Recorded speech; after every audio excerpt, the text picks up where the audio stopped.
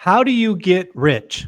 How do you get rich in 2026? This is a topic I'm asking all of my millionaire guests this week because I want them to think it's the holidays, it's Thanksgiving, it's Christmas. They're sitting with family and friends at the end of the year, and people are looking at them going, wow, how do you do it? How can I do it? So we're going to ask Cody Davis, somebody in his 20s, to kind of share with us if they had a friend or a family member come over for the holidays and ask a simple question. Cody, how do I get rich in 2026? Cody, what say you? Well, I wouldn't be doing what I did because what I did was stressful. Don't do that.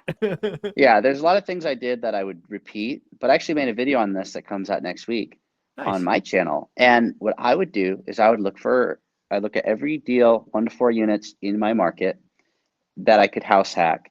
But I would look at it specifically as I'm not buying a fourplex just to try and live in it and pay what I was paying in rent. Because in my market, probably similar to California, you're not going to live there for free Right. unless you're getting a screaming deal. So I would look for a residential house hack where I could carve out an extra unit or two in the existing structure. And so that it'd be a permitted process, but basically turn a duplex into a fourplex or turn a house into a duplex. Okay. My wife, Ashley, she bought it was a house. It was actually a duplex, but they listed it as a house. It had 2 dwelling units, 2 meters, 2 addresses, but they listed it as a house. So she got 2 for the price of 1, and it was worth about 50% more than she paid because it was mismarketed. Score.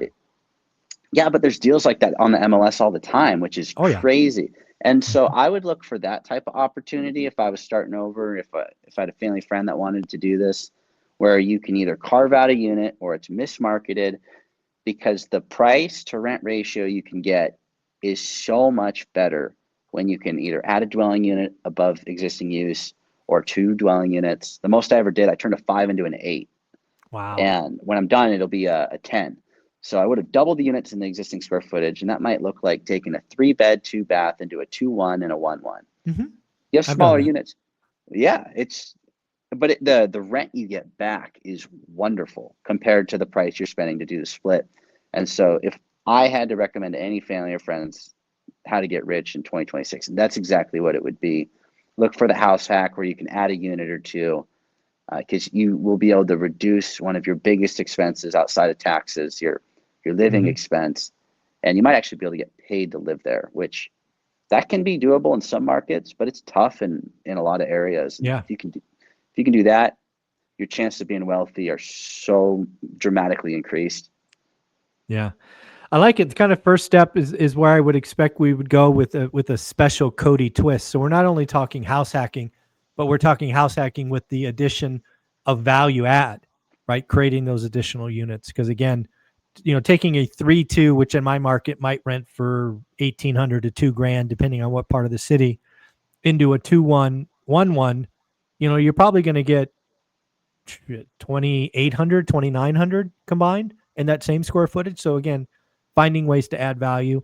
Other things I've shared before is turning 2-1s into 3-1s. I was talking with Mike, the CEO of Rotometer, and he did some research, interesting enough, showing how a 3-1 rents for less than a 2-2 in some markets, which I thought was interesting. So again, folks, you got to learn your market. I mean, the whole idea of getting rich in 2026, or at least starting that journey, is if that first step needs to be meaningful and a really good proof of concept, right? If you take a first step and you're gambling and you haven't done your homework and not learning the market and you lose money, very easy to bust out, right, Cody? Oh, absolutely. And I'm seeing people do that in real time. I mean, it's so important to get a win early and do it on something that's simple. It's why you could go buy, like if you're starting with apartments, 6 to 20 units is perfect. But you don't have to start with apartments. You can start with the one that makes the most sense for you. I started with apartments because it made the most sense for me. But if I had to have a family friend do it, I probably wouldn't have them do that. I'd say go buy a house to a fourplex where you can add a unit or two, because that's really simple. I mean, it's easy to understand. You get your cost of living down, whereas you might be spending $2,000 a month in rent. You could live there for free. That's an extra $24,000 a year tax-free raise. Yeah, it's huge. Yeah. At the end of the day, again, what you're attacking early on with your family friend is shelter costs, right? Ex taxes, shelter is the most expensive thing to go after. What would you tell a family? I mean, one of the things that I often talk to family and friends on is I ask them kind of like, where's their money going today? And I find it really shocking that not a lot of people know like where the money's going. Like they know they know they have no money at the end of the month, but they can't really pinpoint where the money's going. Do you see that? Absolutely. I mean, that was me for a long time too. Like, I would just kind of go with the flow, do whatever, and even though I'd be making more money, I'd just find a place to put it into real estate and never really have anything at the end of the day. Like it would just go into another deal because I kept buying project after project after project. People are doing that Mhm. on a personal level, not even just Yeah. business. The money goes to, it's like water. It just goes to the bottom. So wherever the hole is in the ship, it's just going to fall out the hole. And for some people that's drinking, some people that's going out and partying, buying clothes. I've seen Yeah. that. People just buy clothes after clothes after clothes and then give away the ones they don't use. And it's like, It's got the yeah, tags on them still. yeah, it's an endless money pit. Yeah. That's pretty crazy. When you really get to talking to family and friends about money, what do you tell folks that come to you? And I don't know if it happens with you, but it certainly happens with me. They come to you and they're not a believer. They say things like, "You're so lucky," or if I could do it when you did it, it was easy, or things of that nature. Basically saying there's no hope today. It's only because you started 2 decades ago that you're rich. What do you tell people that come to you and with that kind of mindset? Two things.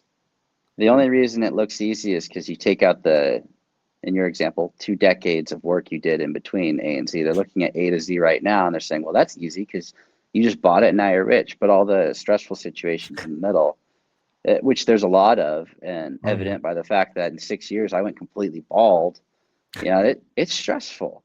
yeah. The other thing is a lesson that I learned from a mentor way back when I was getting started. And I said, I can't buy real estate. I don't have any money. And he said, you're looking at it all wrong. The reason you don't have any money is because you didn't buy any real estate. I was like, well, Mm, that's a chicken and the egg. He's like, no, successful people find a way to make plays with what they have. Unsuccessful people find ways that they can't do everything in front of them because of the difficulties that they have.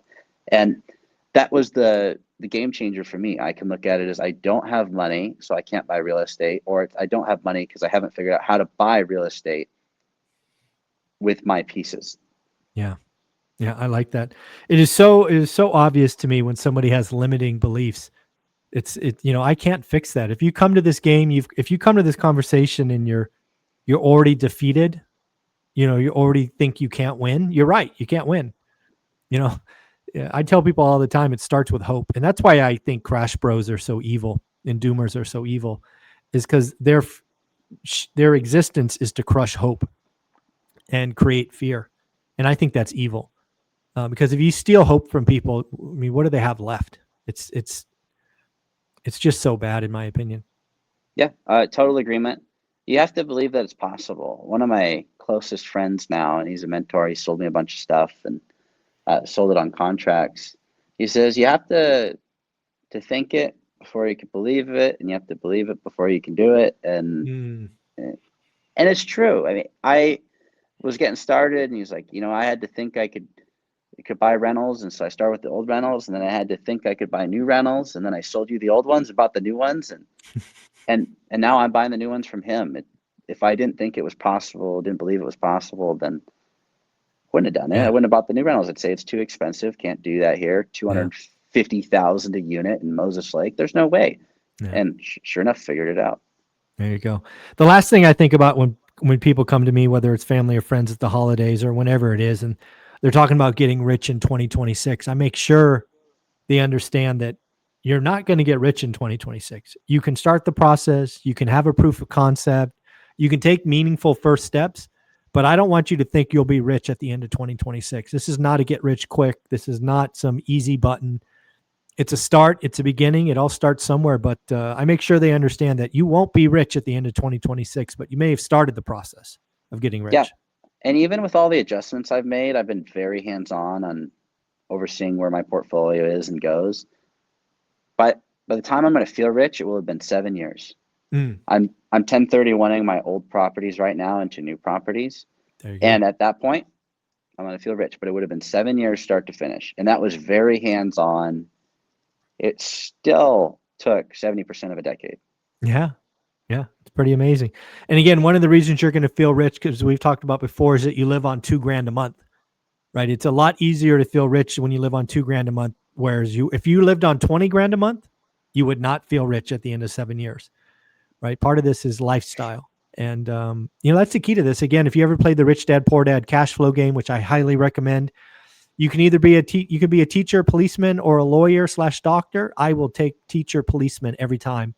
I don't want that high income. I don't want that keeping up with the Joneses stuff. Give me that reasonable wage, and I'll clean your clock every time. Well, that's the same reason I paid off a 3% interest car loan. I mean, if your cost of living, even though it's a cheap rate, it's like go for the thing that gets you freedom, not for the thing that's the cheapest rate. Because if everybody's talking about it online, it's probably not the thing you need to do to be free. It's funny you bring that up. I interviewed a guy on who posted on Twitter, Barbell Finance, I think his handle was. He paid off a 2% mortgage in like 5 years, and it got like 8 million views. 4 million people said congratulations, and 4 million people told him he was an idiot. And when I interviewed him, he goes, I'm a finance guy. I know the math. But what you need to realize is peace of mind is far more valuable. And I'm like, you're right. Know thyself, right? Peace of mind, freedom. If that's what gets you through the day, congratulations. I'm glad you paid it off. Yeah, and I would do the same thing. I mean, I was thinking about this because I recorded a video about 30 minutes before we did this, and it was about no personal obligations. You have options on the personal level, obligations on the business level, and you can get the cheapest debt on personal items. And there's a reason for that. It's enticing to get you into the game and make that wheel bigger and bigger. But if you owned your house free and clear, would you borrow against it just to be a little bit richer? And I wouldn't. I don't No, I think mean I don't. I've told people all the time that's the one asset I would never put at risk. I never put where my daughter slept at risk. Are you kidding me? Not happening. Yet people will get a mortgage or they'll get a car loan and they're like, well, I already have it. So why would I pay off a 3% before I pay off a 6% on the business? But the peace of mind for not having a car payment is, I mean, and I don't have that for a house. Like I haven't paid off a house. I don't have a home loan, but just even on a car, it's so freeing. Yeah, agreed. That's why I pay cash for cars, even though I could have got so I just bought a Land Rover, used Land Rover. Let's call it 80 grand. I could have bought a brand new one for like 125 with a 0.9. Let's call it 1% mortgage or 1% auto loan for 5 years. And I'm like, nope, give me the used one. I'll pay cash. I'm out. Yeah. Yeah. Well, your interest rate in that is the depreciation curve. Yeah, exactly. I didn't want to. Yeah, I already bought the depreciated car for like 12,000 miles on it or whatever it was. So, yeah. So again, let's wrap this up. You're at Thanksgiving dinner or maybe after dinner watching football, whatever it is. You're on the couch with a cousin maybe, and they're talking about getting rich. What's the parting message? The parting message is find a way to eliminate your housing costs. So it's going to be you living in a building where you can carve it up, make the units a little smaller, but get your cost near or less than zero. And then stack 100% of what you were using for that to put into other investments. And whether that's just liquidity right now in a money market for another deal, whatever it is, get your cost to nothing. If you truly don't like it, you can move out in a year. You can rent it out for a profit, and you can use that profit to pay for where you were living before. You can go rent somewhere else, but get your cost to near zero, and you're going to be able to have a clear head for your next wealth journey steps. There you go. Cody, you're amazing. Where can people find you? Cody Davis Business Adventures on YouTube. There you go. Thank you, buddy. Thanks.